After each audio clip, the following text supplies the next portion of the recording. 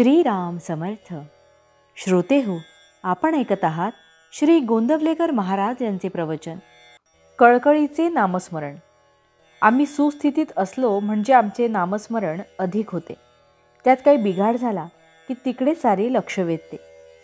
याला कारण म्हणजे आमचे स्मरण हे वरवरचे असते. श्रद्धेने नामस्मरण करणे आपल्याला कठीण जाते. परमात्म्याशिवाय आपले कोणी नाही असा दृढ निश्चय अगर श्रद्धा असणे आवश्यक आहे. म्हणजे मग प्रकृतीत काही बिघाड झाला तरी आपले स्मरण टिकून राहील. द्रौपदीला आता आपला कोणी त्राता नाही असे वाटून जेव्हा तिने श्रीकृष्णाचा धावा केला तेव्हा भगवान लगेच धावून आले. असे खऱ्या कळकळीचे स्मरण आपले असायला पाहिजे. जसे लहान मूल काहीही झाले तरी आपल्या आईलाच हाक मारते, दुसरे तिसरे कोणी जाणत नाही, तसे आपले परमेश्वर स्मरणाच्या बाबतीत झाले पाहिजे.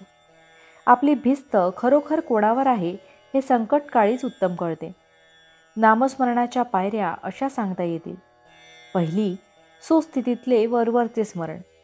दुसरी, परमात्म्याशिवाय आपले कोणी नाही ही जाणीव होऊन संकट समयी त्याचे स्मरण.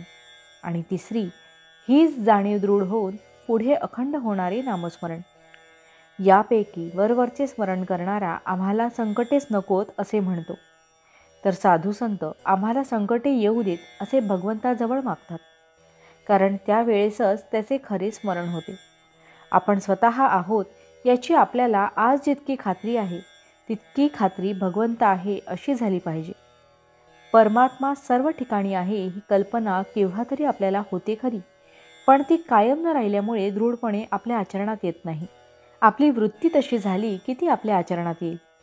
भगवंत हा कर्ता आहे अशी आपली दृढ भावना झाली की आपण प्रत्येक गोष्ट त्याला सांगत बसणार नाही.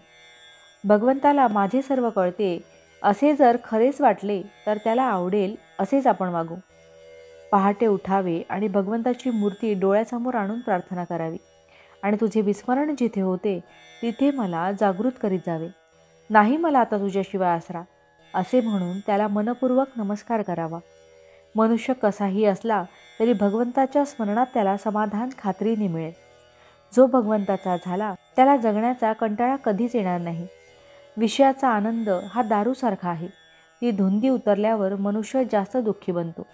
मी भगवंताचा आहे या भावनेने जो राहील त्यालाच खरा आनंद भोगता येईल. भावार्थ, भोग व दुःख यात वेळ न घालविता भगवंताकडे लक्ष दिले पाहिजे. जानकी जीवन स्मरण जय जय राम. महारुद्र हनुमान की जय. समर्थ रामदास स्वामी महाराज की जय. सब संतन की जय. श्री अनंत कोटि ब्रह्मांड नायक राजाधिराज सच्चिदानंद सद्गुरु श्री ब्रह्म चैतन्य महाराज की जय. जय जय रघुवीर समर्थ.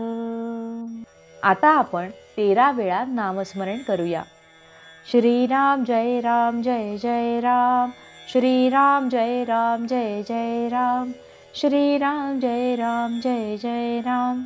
श्रीराम जय राम जय जय राम.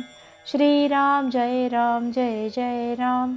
श्रीराम जय राम जय जय राम. श्रीराम जय राम जय जय राम. श्रीराम जय राम जय जय राम. श्रीराम जय राम जय जय राम. श्रीराम जय राम जय जय राम. श्रीराम जय राम जय जय राम. श्रीराम जय राम जय जय राम. श्रीराम जय राम जय जय राम.